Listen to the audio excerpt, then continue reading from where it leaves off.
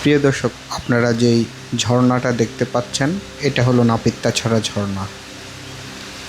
এই ঝর্ণাতে আপনারা যদি ভ্রমণ করতে চান তাহলে ঠিক এখনই উপযুক্ত সময়।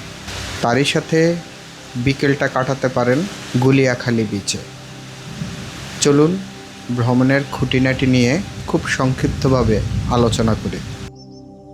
নাপিত্তাছড়া ঝর্ণা যাওয়ার আগে আপনারা প্রস্তুতি হিসেবে সর্বপ্রথম হাতে একটা লাঠি রাখবেন এবং পায়ে এমন ধরনের স্যান্ডেল পরবেন যেটা আপনার কর্দমাখা এবং পাথরের উপরে আপনাকে স্বাচ্ছন্দ্য বোধ করতে সাহায্য করবে। তারপর আরেকটা কথা বলি, সেটা হলো পর্যাপ্ত পরিমাণ পানি রাখবেন। আপনার পুরো নাপিত্তাছড়া ট্রেলটা শেষ করতে আপনার আপ ডাউন হিসেবে প্রায় 3 ঘন্টা 3.5 ঘন্টা সময় লাগবে। আসলে বন্ধুরা একসাথে থাকলে যায় হয়। আমাদের কর্মজীবনকে আমরা ছুটি দিয়ে আমরা এই ট্রেলে এসেছি। বয়স নট ফ্যাক্ট, আমরা আসলে অনেক আগের থেকেই ট্রেকিং করি। নাপিত্তাছড়া ট্রেলটা অনেক সুন্দর, খুবই ভালো লাগবে, আপনার ক্লান্তি আসবে না। তারই সাথে সতর্ক কিছু বার্তা আপনাদেরকে দেই। পাথর অনেকটা পিচ্ছিল, আপনারা দেখে শুনে পথ চলবেন। আপনারা যখন ভ্রমণ শুরু করবেন তখন আপনাদের সামনেই 3-4টা হোটেল পড়বে একদম ছোট। তো ওদেরকে দুপুরের খাওয়ার জন্য আপনারা অর্ডার করে যাবেন। ডিম, আলুর ভর্তা, ডাল আছে, মুরগির মাংস আছে, গরুর মাংস আছে, যেটা দিয়ে খান আপনারা ওনাদের সাথে কন্ট্যাক্ট করে যাবেন। তাহলে যখন আপনারা ট্রেল শেষ করে আসবেন এখানে আপনাদের জন্য খাওয়া প্রস্তুত করা থাকবে।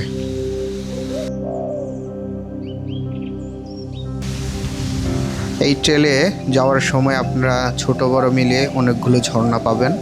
ওই ঝর্ণাগুলোতে ঝাঁপাঝাঁপি করার আগে আপনারা অবশ্যই সতর্কতা অবলম্বন করবেন, কারণ বিগত দিনে এখানে অনেক মানুষ মারা গিয়েছে এই ঝর্ণাগুলোতে না জেনে। যে কুম বলা হয় ঘুম, এই ঘুমে পড়ে। আশা করি সাবধানতা অবলম্বন করবেন।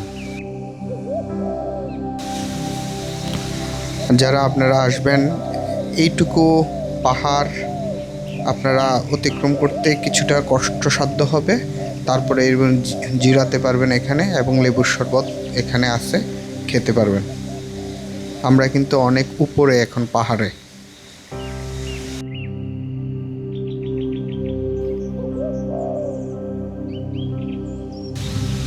পাহাড়ের কোল ঘেঁষে এই অপ্রশস্ত রাস্তাটা একদম পিচ্ছিল থাকে, আপনারা একটু সাবধানতা অবলম্বন করবেন।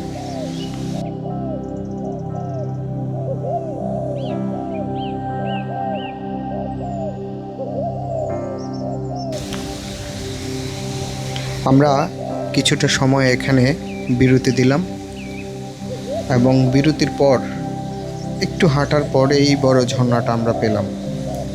খুবই সুন্দর। আসলে ঝর্ণার উচ্চতা কোনো মোবাইল দিয়ে বোঝানো সম্ভব না।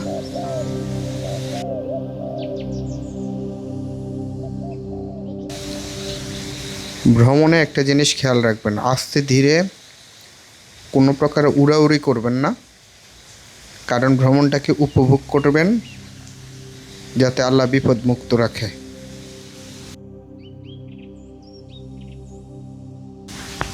আর কিছুক্ষণ পরে আমাদের সেই কাঙ্ক্ষিত নাপিত্তাছড়ার পূর্ণাঙ্গ যৌবনের রূপ আমরা দেখতে পেলাম। আলহামদুলিল্লাহ। আসলে ক্যামেরায় আপনাদেরকে বোঝানো সম্ভব না। আপনারা যারা দেখেন নাই এই নাপিত্তাছড়ার পূর্ণাঙ্গ রূপটা, তারা অবশ্যই নাপিত্তাছড়া ঝর্ণাটা একবারের জন্য হলেও দেখে যাবেন।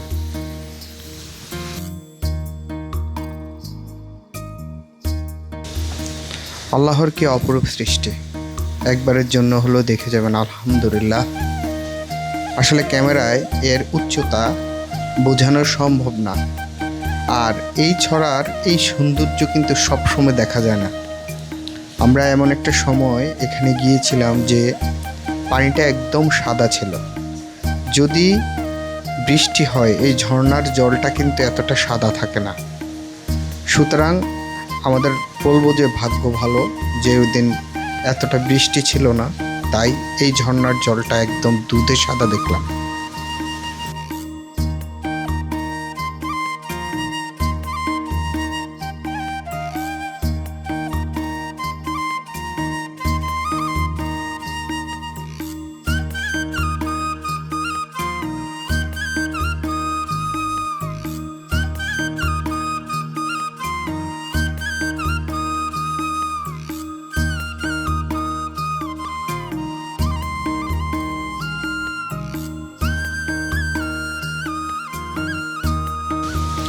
আমরা ঝর্ণা থেকে এবং ফিরছি, খুব সুন্দর একটা ফিরে আমরা দুপুরের খাওয়া খেয়ে নিচ্ছি। আমরা ডিম, গরুর মাংস এবং তারপর জোহরের নামাজটা আমরা আদায় করলাম এখানে আলহামদুলিল্লাহ।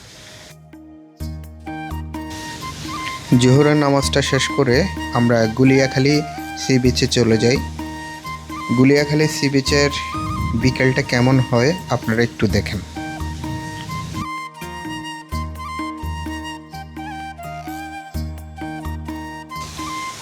প্রকৃতি তার নিজ হাতে সাজিয়ে রেখেছে। সৃষ্টিকর্তার সৃষ্টি যদি এমনই সুন্দর হয়, তাহলে সৃষ্টিকর্তা কেমন সুন্দর। সমুদ্রের শেষ বিকেলের গর্জন, তারই সাথে ডুবন্ত সূর্যের যে ঝিকিমিকি খেলা, এক অপরূপ সৌন্দর্য। এইভাবে আমাদের ভ্রমণটা আলহামদুলিল্লাহ শেষ হয়। আপনাদের কিছু জানার যদি থাকে তাহলে আপনারা কমেন্টস বক্সে কমেন্টস করেন, আমি এটার উত্তর দেব। সবাই ভালো থাকবেন, সুস্থ থাকবেন। আল্লাহ হাফেজ।